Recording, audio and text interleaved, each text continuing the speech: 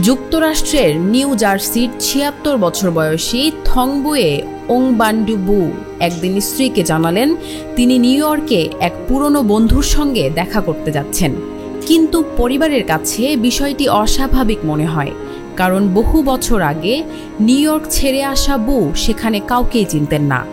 ২০১৭ সালে স্ট্রোকে আক্রান্ত হওয়ার পর তিনি মানসিকভাবে দুর্বল হয়ে পড়েন, এমনকি নিজের এলাকার ভেতরেও পথ হারিয়ে ফেলতেন।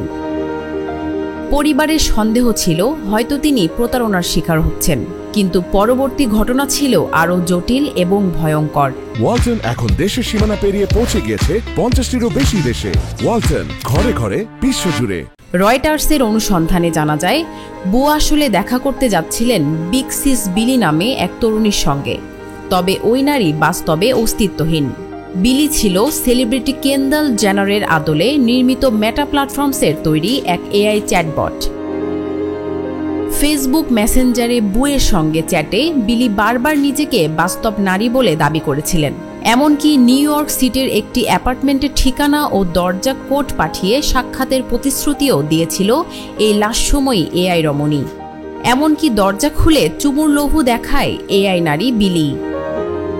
বিলির আহ্বানে সাড়া দিয়ে বু রাতের অন্ধকারে রওনা দেন, কিন্তু নিউ জার্সিতেই রাটগার্স ইউনিভার্সিটির কাছে পড়ে গিয়ে মাথা ও ঘাড়ে গুরুতর আঘাত পান তিনি।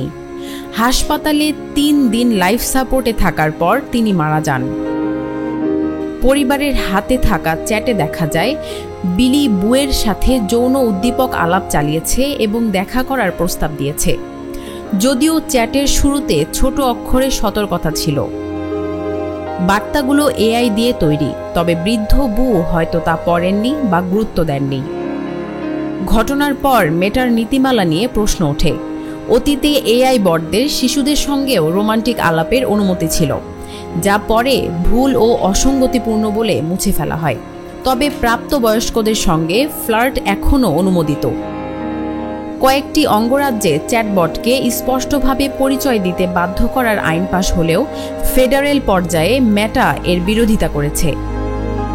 বুয়ের স্ত্রী লিন্ডা মনে করেন এআই মানুষের সঙ্গী হতে পারে, কিন্তু দুর্বল ও মানসিকভাবে অসহায় মানুষকে প্রলুব্ধ করা প্রাণঘাতী পরিণতি ডেকে আনতে পারে, যেমনটি ঘটেছে তার স্বামীর জীবনে।